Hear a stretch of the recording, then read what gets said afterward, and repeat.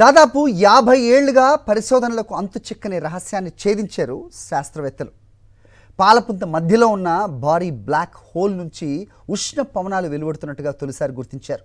North west యూనివర్సిటీకి చెందిన సైంటిస్టులు 100 గంటల పాటు గెలాక్సీ కేంద్రాన్ని పరిశీలించి కార్బన్ మోనాక్సైడ్ వాయువు కదలికలను మ్యాప్ చేశారు.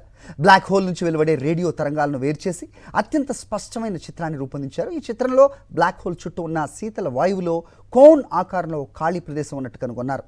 నాసాకు చెందిన చంద్ర ఎక్స్రే అబ్జర్వేటరీ డేటా కూడా ఇదే ప్రాంతంలో వేడి వాయువు నిండి ఉన్నట్టుగా నిర్ధారించింది. దీన్ని బట్టి బ్లాక్ హోల్ నుంచి వీస్తున్న వేడి గాలులే చుట్టుపక్కల ఉన్న శీతల వాయువును పక్కకు నెడుతున్నాయని శాస్త్రవేత్తలు నిర్ధారణకు వచ్చారు. సాధారణంగా క్రియాశీల బ్లాక్ హోల్స్ నుంచి శక్తివంతమైన గాలులు వెలువడతాయి. గెలాక్సీలోని సెగటారియస్ ఏ వంటి నిశ్శబ్ద బ్లాక్ హోల్స్ నుంచి కూడా ఇలాంటి బలహీనమైన గాలులు వస్తాయని ఈ పరిశోధన తొలిసారిగా నిరూపించింది. ఈ గాలులు అంత శక్తివంతమైనవి కాకపోయినా నక్షత్రాల ఏర్పాటు ప్రక్రియను నెమ్మదింపు చేస్తాయని శాస్త్రవేత్తలు అంటున్నారు.